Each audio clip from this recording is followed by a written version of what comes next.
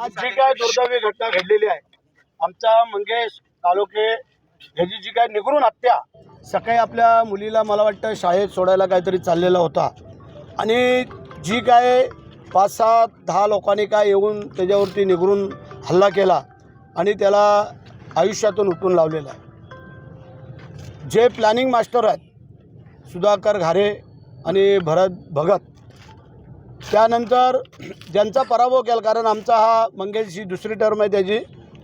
नगरसेवक पदाची निवडून यायची, त्याची आणि आता पत्नी। आमदारकीच्या वेळेला त्यांनी एवढं प्रामाणिकपणे काम केलं की माझ्या या खोपोली नगरपालिकेने आमचा आमदार इथून निवडून दिला, त्यामध्ये श्रेयाचा वाटा आमच्या मंगेशचा होता आणि हे खुपत होतं त्यांना कुठेतरी, आणि त्या अनुषंगाने कालचा जो पराभव जो नगरसेवक पदाचा झाला तो त्यांच्या जिवारी लागला आणि त्याच्यामुळे ह्या मंगेशची आमच्या निगरून हत्या केलेली आहे। आज जर आपण पाहिलं तर त्यांचे करते करविते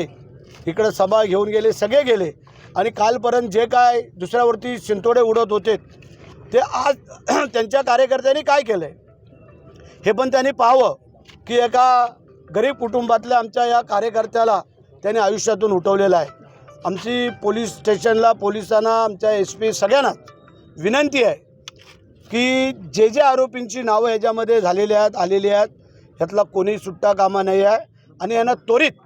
अटक होणं गरजेचं आहे। आणि म्हणून आज जर आपण इथं पाहिलं तर इथं 2-3 हजार लोकांचा मॉब, महिला भगिनी सगळ्या सकाळपासून थांबल्या होत्या। आज मी असेल, आप्पा असतील, आमचे पदाधिकारी कार्यकर्ते सगळ्यांनी येऊन त्यांची आता समज काढली, ते कोण इथं हलायला तयार नव्हते, परंतु पोलिसांना पण काम करण्यासाठी मिळायला पाहिजे म्हणून करता आम्ही त्यांना सगळ्यांची समज काढली। आता आम्ही बॉडी मंगेशची खालापूरवरनं आता आणतोय, त्यानंतर आम्ही सगळे तिथे जातोय आणि त्या ठिकाणी जाऊन त्यांच्या कुटुंबियांचं सांत्वन करू आणि जे आरोपी आहेत आणि आरोपींबरोबर जे इथले पोलीस इन्स्पेक्टर हिरे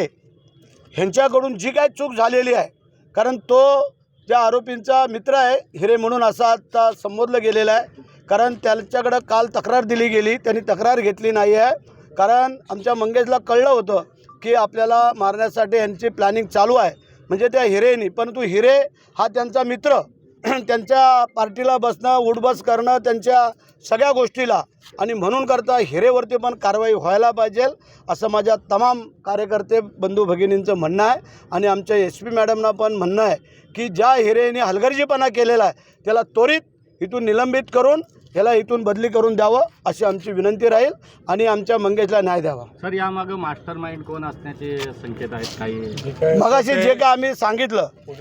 ते पोलीस तपासामध्ये होईल, परंतु सुधाकर घारे, भरत भगत आणि ही जी काय मंडळी आहेत, कारण यांच्या जिवारी लागला आमदारकीची पडल्यानंतर आणि खोपोली नगरपालिका हातातून गेल्यामुळे जी काय त्यांच्या जिवारी लागलेले हे मास्टर माइंड आहेत, मगाशी सगळ्यांनी सांगितलेलं आहे। तर माझी डिपार्टमेंटला विनंती आहे, जी नावं तुमच्याकडे आलेली आहेत त्याचा योग्य तपास करून कारवाई करावी अशी आमची विनंती आहे। टाइम्स डिजिटलला लाईक करा, सबस्क्राईब करा, शेअर करा आणि बेल आयकॉन दाबायला विसरू नका। पाहत रहा टाइम्स डिजिटल।